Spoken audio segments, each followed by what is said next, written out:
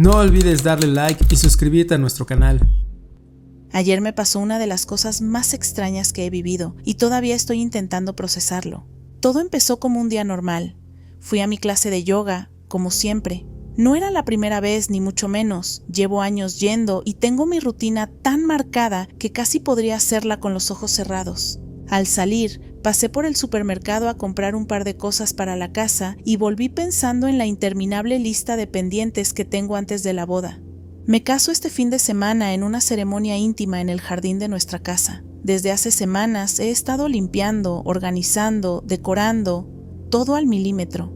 Quiero que cada detalle esté perfecto, así que he estado un poco obsesionada con dejarlo todo impecable. Pero cuando llegué a casa, algo me dejó completamente helada. Subí a las escaleras del porche como lo he hecho cientos, si no miles, de veces en estos últimos 3 años que hemos vivido aquí, y de pronto me detuve en seco.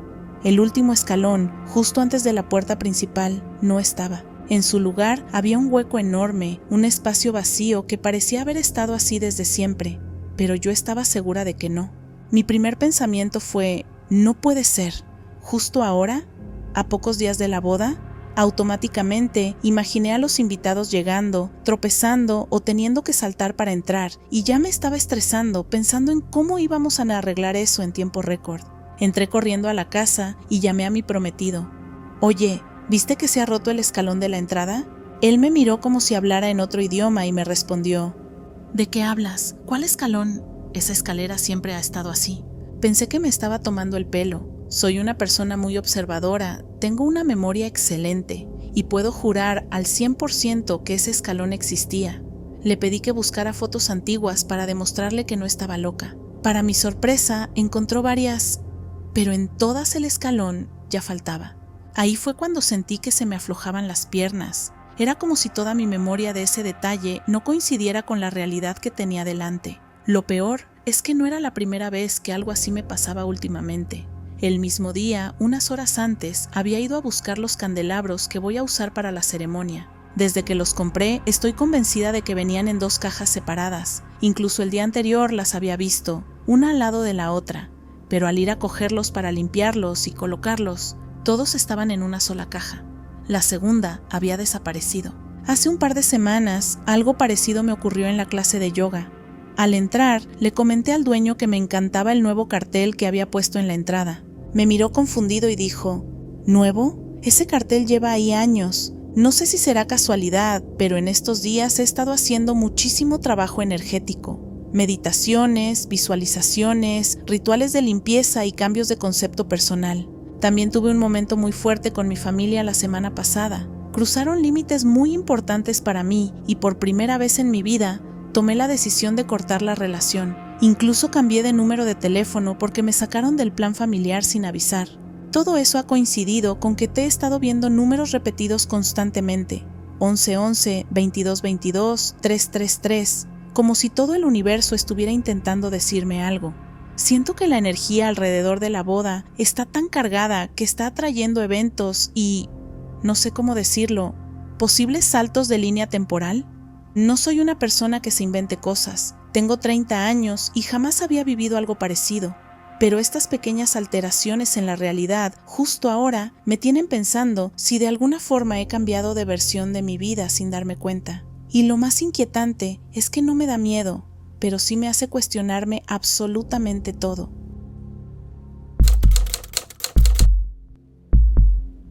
Yo tendría unos 18 o 19 años cuando me pasó algo que hasta el día de hoy sigo sin poder explicar del todo. Era una tarde de otoño, de esas en las que el aire está fresco, pero todavía hay algo de sol. Venía de un día complicado, había tenido discusiones en casa, en la universidad las cosas no me iban como quería, y para ser honesto, me sentía bastante perdido. La rutina se me estaba haciendo pesada y tenía la sensación de que nada en mi vida estaba bajo control. Recuerdo que subí al autobús con la intención de aislarme del mundo, como siempre hacía, auriculares, mirada fija en la ventana y 0 interacciones. Sin embargo, ese día el bus venía más lleno de lo normal y terminé sentado al lado de un hombre mayor. No sabría decir si tenía 70 u 80 años, pero su expresión era tranquila, como si estuviera de buen humor con la vida en general. «Hola», me dijo apenas me senté. Me llamo Alfonso.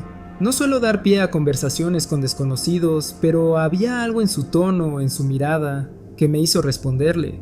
No era solo amabilidad, era esa extraña sensación de familiaridad, como si ya lo conociera de antes. Empezó a hablarme de la vida, pero no de una manera superficial.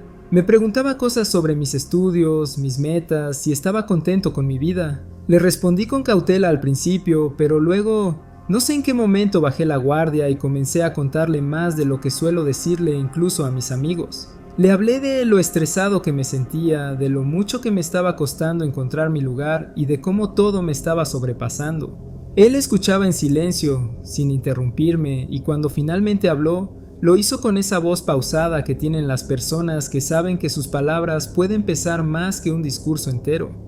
Me dio consejos que, aunque simples, parecían adaptados exactamente a lo que yo necesitaba escuchar. No eran frases motivacionales del libro, eran cosas prácticas, directas, como si él supiera exactamente lo que estaba pasando en mi vida. En un momento sacó una botella de Coca-Cola y dio un trago largo.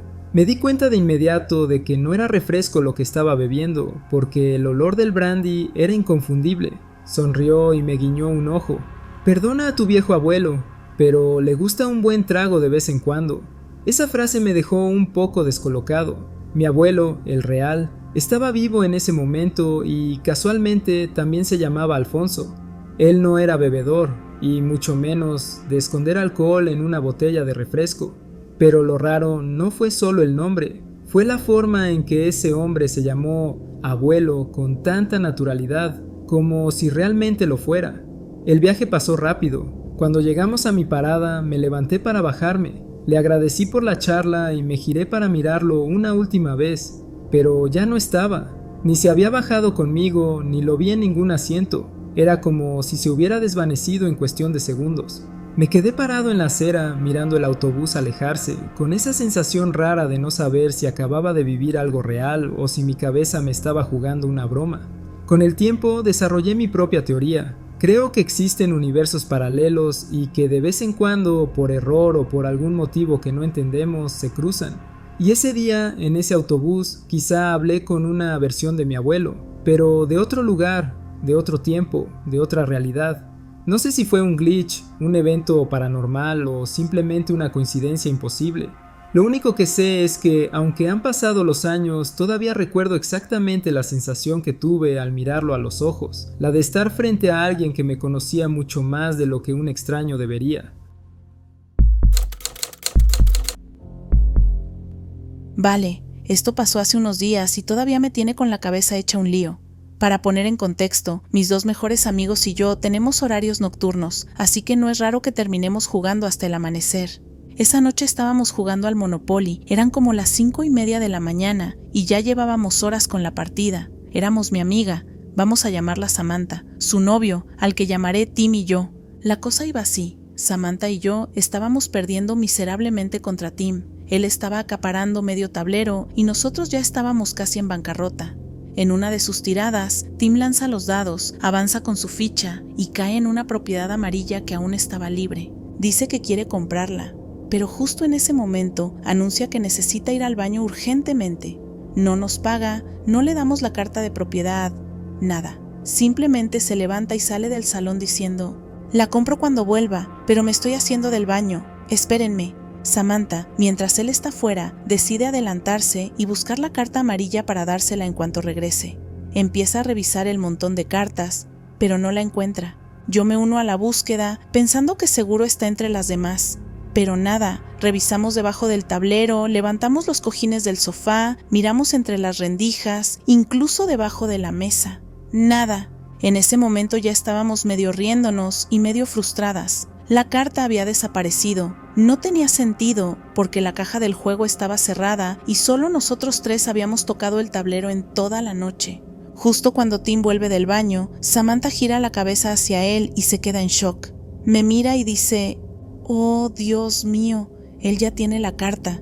Yo lo miro y efectivamente ahí está Tim con la carta amarilla en la mano como si nada. Se sienta tranquilamente y suelta: «Sí, si me la disteis antes de que fuera al baño». Samantha y yo nos quedamos mirándonos como si el tiempo se hubiera detenido. «¿Qué?», decimos las dos al mismo tiempo. No te la hemos dado todavía. Hemos estado buscándola todo este rato. Tim insiste que sí, que antes de levantarse nos pagó y nosotros le dimos la carta. Y lo dice con tal seguridad que parece que está convencido de ello. Pero Samantha y yo sabemos con absoluta certeza que eso no pasó. Como empezamos a sospechar que quizás Tim estaba intentando hacer trampa, abrimos la caja para contar el dinero. Y sí, ahí estaba. El dinero que supuestamente nos había dado antes de irse al baño estaba en el montón del banco, exactamente como él decía. En ese momento, Samantha me mira con los ojos muy abiertos y yo le digo: amiga, acabamos de saltar de línea temporal. No hay otra explicación, porque de verdad no había manera lógica de que eso hubiera ocurrido. No estábamos cansados como para confundirnos. Para nosotros las 5:30 de la mañana son como las 10 de la noche para otra persona. Y los tres jurábamos versiones completamente distintas de lo que había pasado, pero con pruebas físicas que confirmaban ambas al mismo tiempo. A día de hoy seguimos sin entenderlo. No fue un olvido, no fue un truco. Fue como si en algún punto de esa madrugada la partida o nosotros hubiéramos cambiado de realidad. El mes pasado me pasó algo que todavía me tiene dándole vueltas a la cabeza, al punto de que he empezado a cuestionarme si todo esto, la vida, el mundo, el cielo sobre nuestras cabezas, es realmente lo que creemos que es. Esa noche estaba en el porche de mi casa, tomando aire fresco. Vivo en las afueras de un pueblo pequeño, un lugar donde las noches son tranquilas y las estrellas se ven con una claridad que no se consigue en la ciudad. Desde que me mudé aquí, mirar el cielo se volvió una especie de ritual nocturno para mí. Me gusta identificar constelaciones, seguir satélites y de vez en cuando ver si tengo suerte con una estrella fugaz. No es que sea un experto en astronomía, pero siempre me fascinó la idea de que allá arriba, tan lejos de todo lo que conocemos, hay un universo entero que apenas comprendemos. Mi vecina, Carla, suele acompañarme algunas noches. Es una mujer alegre, de mi edad, con un sentido del humor bastante sarcástico y desde hace un tiempo nos juntamos a charlar mientras miramos el cielo. Esa noche en particular estábamos comentando un satélite que se movía justo junto a la tercera estrella en el mango de la Osa Mayor. No era nada raro, hasta que pasó. El satélite siguió su camino, como siempre, y yo me quedé mirando el mismo punto, pero de repente, algo cambió. Es difícil de describir, pero intentaré explicarlo. Fue como si el cielo se corrompiera por unos segundos y alguien hubiese pasado la mano sobre un cuadro de pintura a un fresco y lo hubiera manchado. En esa zona apareció algo que parecía pixelado, distorsionado, como un patrón extraño, en forma de cuadrado irregular, con franjas que se movían, como si fluyeran.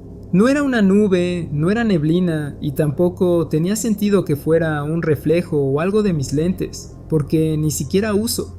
Era como ver un error gráfico en un videojuego, pero en la vida real.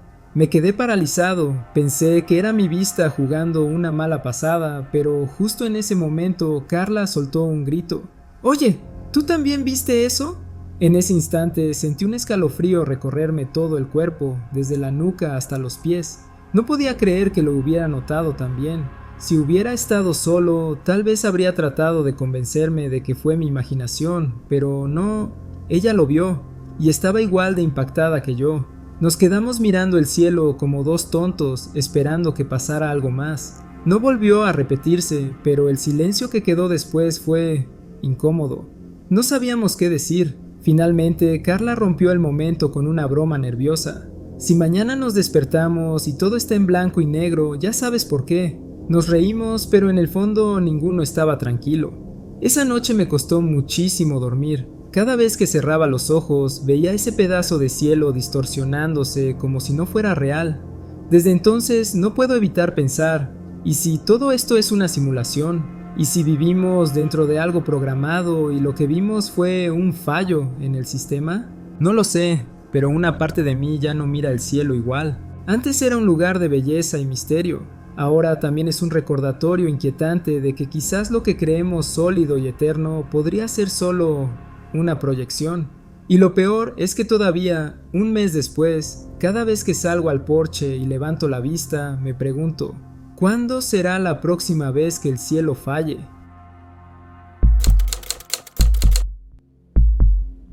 Hace 11 años vivía en una pequeña casa al final de una calle tranquila, en un barrio donde las noches solían ser tan silenciosas que podías escuchar el zumbido lejano de un poste de luz o el crujido de las ramas de los árboles. Siempre he sido de las que levantan la vista al cielo. Desde adolescente tenía la costumbre de salir al patio trasero de noche, sobre todo en verano, para contemplar las estrellas. A veces lo hacía sola, otras con mi hermano, con quien compartía una especie de obsesión por los ovnis. No es que nos creyéramos expertos, pero habíamos visto luces extrañas más de una vez, y eso nos mantenía siempre alertas. Esa noche, él no estaba. Yo había salido al patio simplemente para tomar aire. Hacía calor y el cielo estaba despejado, sin una sola nube. Me recosté un momento en la vieja silla plegable, mirando hacia arriba como de costumbre, tratando de ubicar constelaciones conocidas. Fue entonces cuando algo rompió la rutina. Vi un destello, pero no era como el de un relámpago común. Primero, porque apareció de repente, sin previo aviso, y segundo, porque no vino acompañado del clásico retumbar del trueno. Era como si un haz de luz intensa se hubiera abierto paso en el cielo por apenas un segundo. Pero el color y la forma no eran del todo naturales, como si se tratara de un destello artificial, casi metálico. Instintivamente me incorporé, buscando de dónde había salido.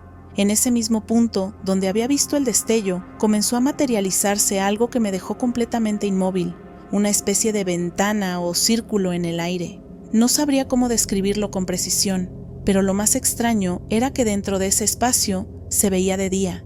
Y no un día vago o difuso, sino un cielo azul claro, con una luz cálida que iluminaba un terreno que no reconocía. Fuera de ese círculo, todo a mi alrededor seguía siendo la noche que yo conocía. Me quedé ahí, con el corazón acelerado, sin saber si correr por mi teléfono o quedarme observando. El portal, porque no encuentro otra palabra mejor, no parecía moverse, y lo más desconcertante era lo cerca que estaba. Calculo que a unos 15 o 30 metros, lo suficiente como para que pudiera notar detalles, pero no tanto como para atreverme a acercarme. Sentía que si daba un paso hacia él, algo irreversible podría pasar. La escena duró unos 15 segundos, pero en mi cabeza fue como si el tiempo se hubiera estirado. No escuchaba grillos, no había viento, ni siquiera el zumbido de la lámpara del patio. Todo era un silencio extraño, casi antinatural, como si el sonido se hubiera apagado junto con la realidad que yo conocía. Y luego, tan rápido como apareció, se desvaneció.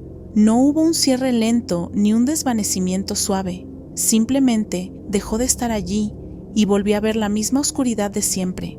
El sonido regresó de golpe, como cuando apagas un televisor y la habitación vuelve a sentirse viva. Esa noche no dormí. Me quedé pensando en si realmente había visto algo imposible o si mi mente me había jugado una mala pasada. Pero no había estado cansada. No había bebido, no había tomado nada raro, estaba completamente lúcida. A lo largo de los años he contado esta historia a unas pocas personas, pero la mayoría reacciona con una mezcla de escepticismo y curiosidad. Yo no pretendo convencer a nadie, solo sé lo que vi. Nunca he vuelto a encontrarme con algo igual, pero desde entonces, cada vez que salgo al patio de noche, no puedo evitar mirar al cielo con esa mezcla de expectativa y temor. Como si en cualquier momento ese pedazo de día pudiera volver a aparecer. Soy de Río de Janeiro, Brasil, y todavía me cuesta entender lo que me pasó aquel día en el metro. Era un domingo por la tarde, de esos tranquilos, con un calor húmedo que pegaba incluso bajo techo. Venía de pasar el día en casa de un amigo en São Conrado y me dirigía hacia Jardim Oceánico. Para quienes no conocen la línea 4 del metro, ese tramo en particular es largo, probablemente el más largo de toda la línea. Normalmente tarda unos 5 minutos en cubrirse y lo mejor es que después de atravesar el túnel, el tren sale a la superficie y ofrece una vista espectacular del océano. Siempre me gustaba asomarme un poco para verla. Ese día el vagón iba semivacío, éramos unas 6 o 7 personas. Me senté junto a la ventana, con mi mochila en las piernas y puse algo de música para hacer más llevadero el trayecto. El tren entró al túnel como siempre y yo no le di importancia, hasta que pasó algo raro. Primero fueron los 5 minutos de rigor, lo normal, pero luego pasaron 10, después 15, y seguíamos en el túnel sin señales de salir a la superficie. Apagué la música y miré alrededor. Detrás de mí, una señora mayor, con cara de preocupación, murmuró: «Está tardando, ¿no?». Le respondí que sí, que me parecía extraño. Al parecer no era el único que lo notaba. 2 pasajeros se habían levantado y miraban por las ventanas y por la rendija de las puertas, como si esperaran ver algo más que paredes de hormigón. Saqué el teléfono para medir el tiempo exacto. Pasaron otros 5 o 6 minutos y nada cambió. Pero lo más inquietante no era la duración, sino la velocidad. El tren iba volando. Sentía la vibración bajo mis pies, ese rugido constante del motor forzándose como si intentara romper un récord. Sin embargo, no llegábamos a ninguna parte. La tensión en el aire cambió. No era el típico fastidio de otra vez un retraso del metro. Era algo distinto, más profundo, una incomodidad que calaba. Recuerdo que, por un segundo, pensé, ¿y si ya no estamos vivos? ¿Y si esto es algún tipo de limbo? Y lo peor es que, mirando a mi alrededor, vi en los rostros de los demás que algunos pensaban lo mismo. Una chica joven sentada cerca de la puerta empezó a llorar. Un hombre de traje, visiblemente nervioso, apretó el botón del intercomunicador para hablar con el conductor. No hubo respuesta. Nadie. Silencio total, salvo por el ruido ensordecedor del tren. Y entonces, como si fuera una mala película de suspenso, apareció una luz al final del túnel. Todos nos miramos con la misma cara de incredulidad. Nadie dijo nada. Era como si nuestras mentes estuvieran sincronizadas en un mismo pensamiento. ¿Qué carajos acaba de pasar? El tren salió finalmente a la superficie y entró en la estación como si nada. En cuanto nos detuvimos, la tensión explotó en una risa colectiva, absurda, como de nervios. Yo, en mi cabeza, nos bauticé como los bromistas, porque de algún modo reír era lo único que nos quedaba. He vivido situaciones peligrosas antes, accidentes, momentos en los que mi vida realmente estuvo en riesgo, pero nunca, jamás, he sentido algo tan raro como eso. No fue miedo puro, ni pánico total. Fue como una sensación de estar fuera de la realidad, atrapados en un momento que no debería existir. Hasta hoy no puedo explicarlo. Tal vez fue una especie de histeria colectiva, o tal vez, y esto lo digo medio en broma, medio en serio, ese día nos metimos en un tramo del túnel que no pertenecía a nuestra línea, ni a nuestro mundo. Antes de terminar este video, queremos darnos la oportunidad de saludar y agradecer a nuestra comunidad de tenebrosos. Valoramos mucho su apoyo. Cada suscriptor, cada comentario, cada like nos motivan a seguir creciendo y mejorando. Ustedes nos dan la oportunidad de hacer algo que nos apasiona y recuerden que si tienen una historia para compartir con nosotros, no olviden enviarla a nuestro correo electrónico que está en la descripción del video. Nos vemos en el próximo universo.